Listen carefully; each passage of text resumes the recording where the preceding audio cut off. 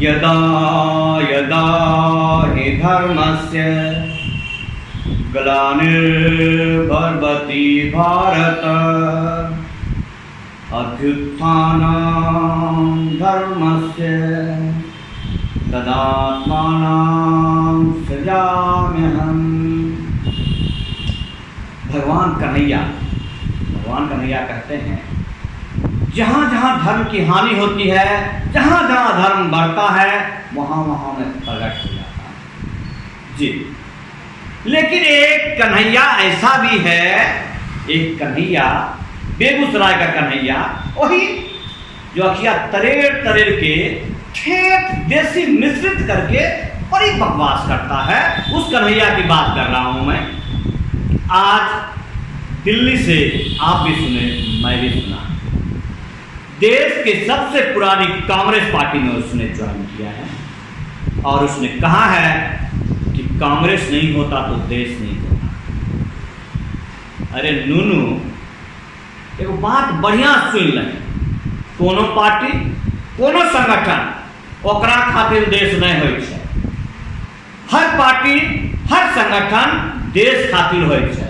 पहले रे बउआ देश रहते तब ये कोनो पार्टी रहते। कहिया ये बात तोरा समझ में तो कि हमरा आय परेश पहाड़ तो संविधान भी बहुत कुछ बोलनी, बहुत प्रस्तावना भी करनी, लेकिन एको तोरा लायक नहीं रहो, तोरा मुंह कहे लायक नहीं रहो। चलिए ओकर बात ओकर जुबान। जी हाँ, मैं बता दूं, आज हमारे बेगूसराय के कन्हैया लाल कांग्रेस में शामिल हो गए हैं और जिस प्रकार से शामिल हुए हैं उसको कह सकते हैं कि पेंडुलम, यूं पेंडुलम लटकता देखें, पेंडुलम का मतलब समझते हैं, जो लटक जाता है जी। पुरानी पार्टियों में से ही एक सीपीआई का दामन छोड़ वो कांग्रेस में गए हैं और उनके वक्तव्य को सुनकर हमें लगा कि उन्हें कुछ कह देना चाहिए। जो वो करते हैं वो उनका गुनाह नहीं है, वो आज के नेताओं का धर्म है कि किसी का साथ पकड़ना, गठबंधन कर देना, बाजू में कसना और फिर छोड़कर चले जाना। जनाब, इससे कुछ कसर कहते हैं, दोयम व्यवस्था कहते हैं। आपको अच्छा लगे तो मुबारक हुआ। मैं ढेर सारी शुभकामनाएं दूं उस कन्हैया लाल को, मैं ढेर सारी शुभकामनाएं दूं उस कन्हैया लाल को जो बाम के राम बनकर आए और सपने दिखा करके उनको बीच मैदान में छोड़ करके कांग्रेस में गए हैं। मैं शुभकामनाएं दूं उस कन्हैया लाल को जिस कन्हैया लाल ने भारत के भाग के थल सेना को, जिसके महिमा मंडल करते करते यहाँ के राष्ट्रपति नहीं करते, यहाँ के वीर नहीं करते, उसको आपने अब शब्द कहा था।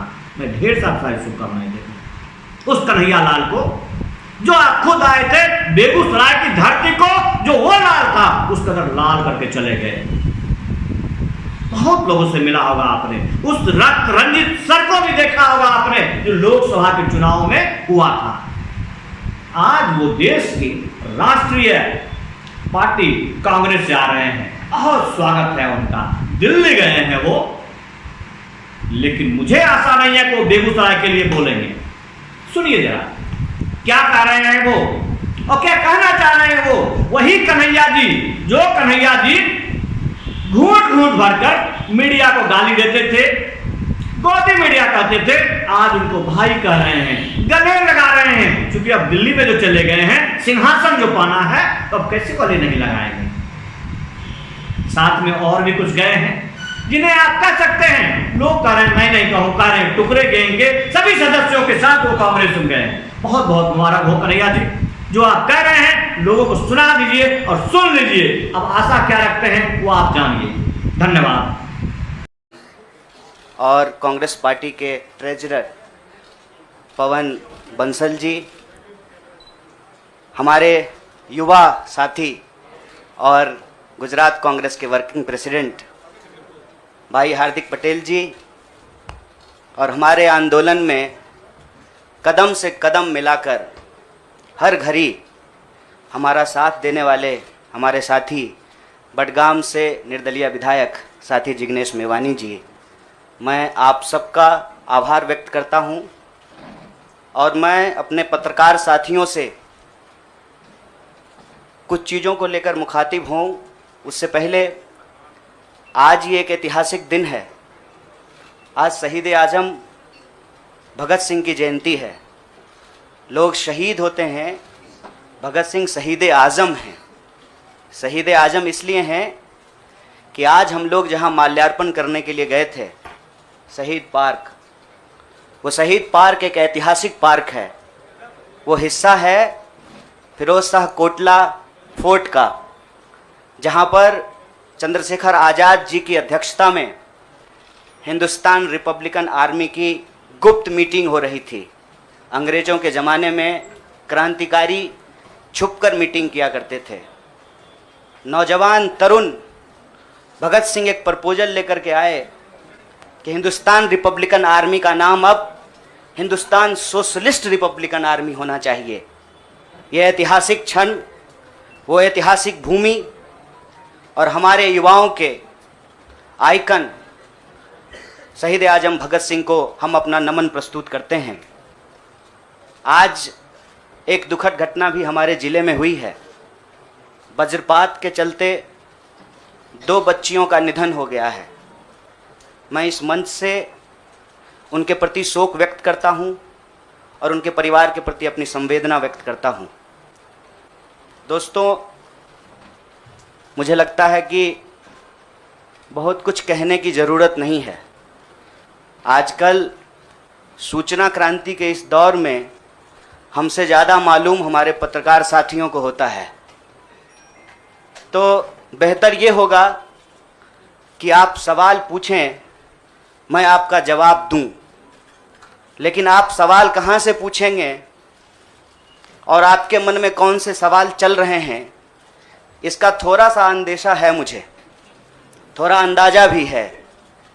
सबसे पहले मैं आपको बधाई देना चाहता हूं कि आपने पत्रकारिता की उस मिसाल को जिंदा रखा है कि कम से कम विपक्ष से तो सवाल करते हैं ना, ताकि इस देश को याद रहे कि पत्रकारों का काम है सवाल पूछना।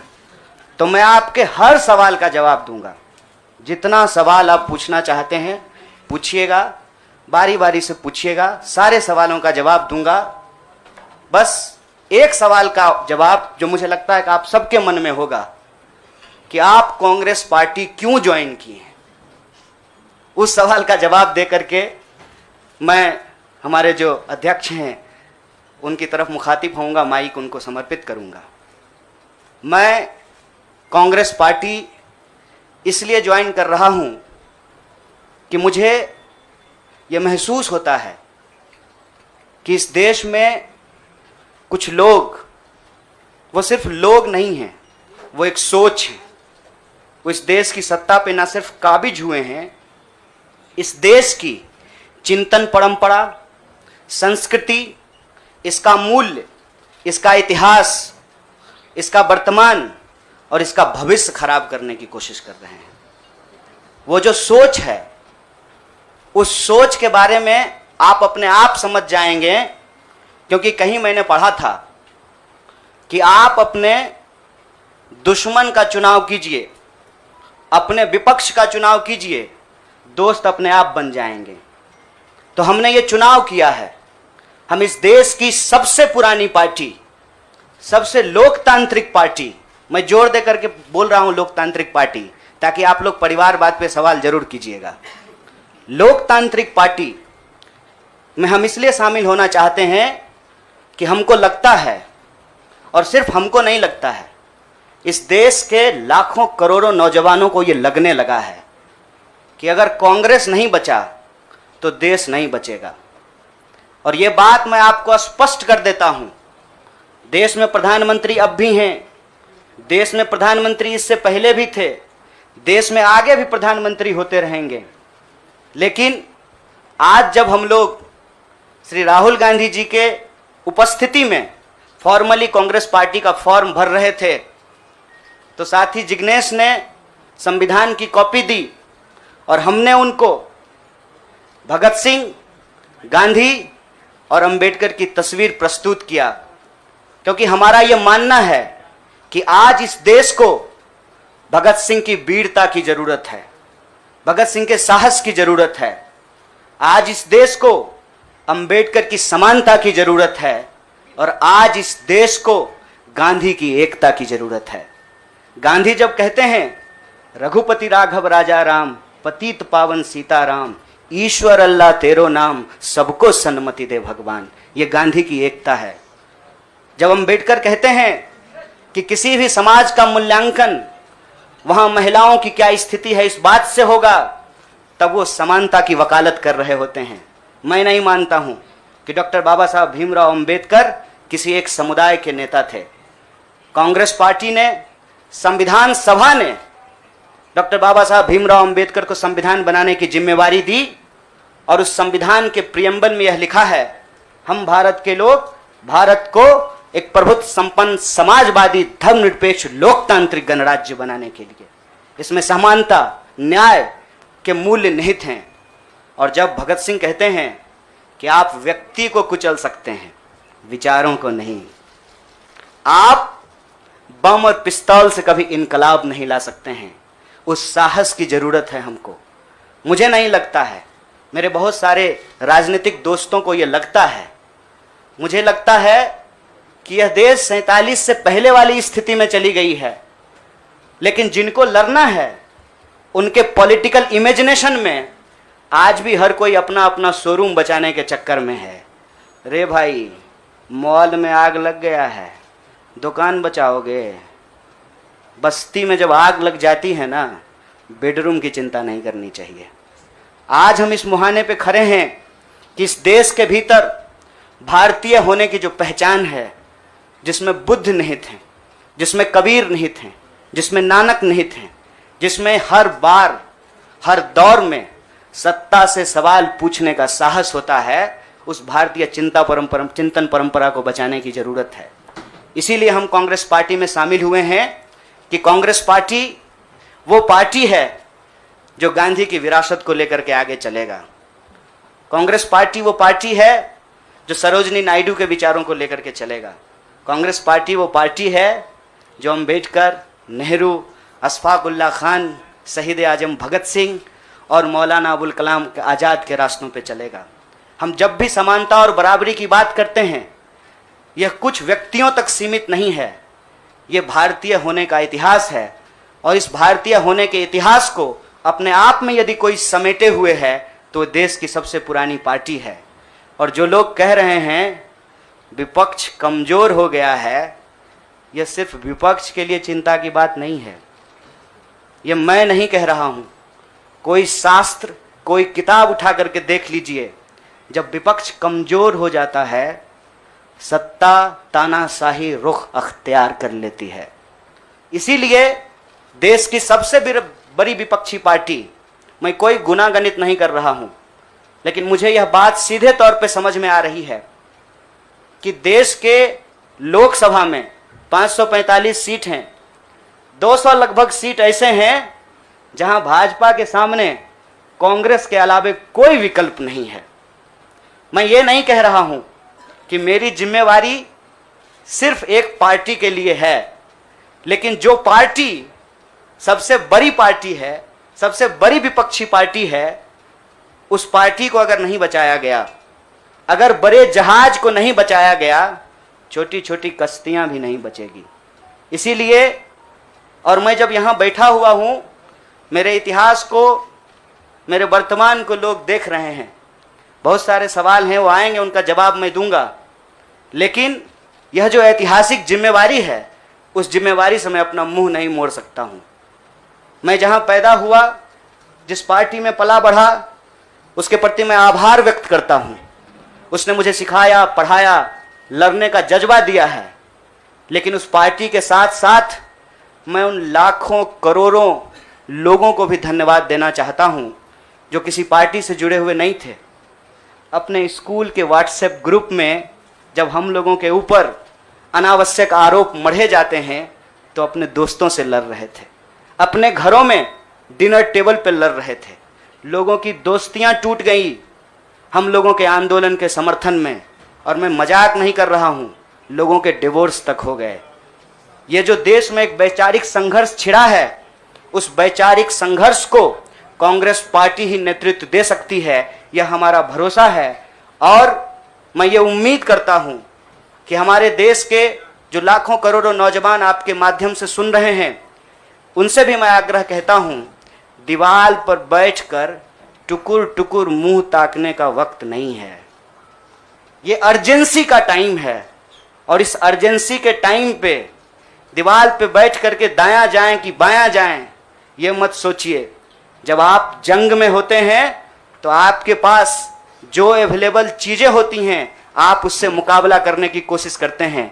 कांग्रेस पार्टी एक बड़ी जहाज है, अगर कांग्रेस पार्टी बचेगी तो हमारा मानना है इस देश के लाखों करोड़ों नौजवानों की आकांक्षाएं बचेंगी, गांधी की मीमांसा बचेगी, भगत सिंह के सपनों का भारत बचेगा और डॉक्टर बाबा साहब भीमराव अंबेडकर की समानता का भारत का निर्माण संभव हो पाएगा। इसी आशा और उम्मीद के साथ मैं इस पार्टी से जुड़ा हूं और मुझे पूरा भरोसा है कि कांग्रेस पार्टी जो अपने आप को एक लोकतांत्रिक पार्टी कहती है, आज़ादी के साथ, अपनी पूरी मुखरता के साथ सत्ता से सवाल पूछना और लोगों के हक के लिए लड़ना भिड़ना संघर्ष करने में हमारे साथी रहेंगे, हमारे सहयोगी रहेंगे। और ये परिवार संघ परिवार नहीं, वो क्या परिवार जो परिवार छोड़कर परिवार बनाना पड़े, वो परिवार जो आपको परिवार छोड़ने के लिए नहीं कहता है, कहता है कि अपने परिवार में रहिए। अरे महात्मा गांधी कस्तूरबा गांधी को लेकर के अंग्रेजों से लड़ गए, बताइए इनको अपना घर छोड़ना पड़ा, कोई जरूरी है क्या? घर परिवार के साथ रहना है। डॉक्टर बाबा साहब भीमराव अंबेडकर भी अपने परिवार के साथ रहते थे। आप जितने बड़े लोग हैं उनका इतिहास उठा करके देख लीजिए, सब लोग अपने परिवार के साथ रहते थे। वो परिवार छोड़ करके बनने वाला परिवार नहीं। न्याय बराबरी और संघर्ष के लिए इस परिवार में मैं शामिल हुआ हूं। सभी सदस्यों के प्रति देश के अंदर फैले हुए लाखों करोड़ों कार्यकर्ताओं को अपना आभार व्यक्त करता हूं। बहुत बहुत शुक्रिया, बहुत बहुत धन्यवाद।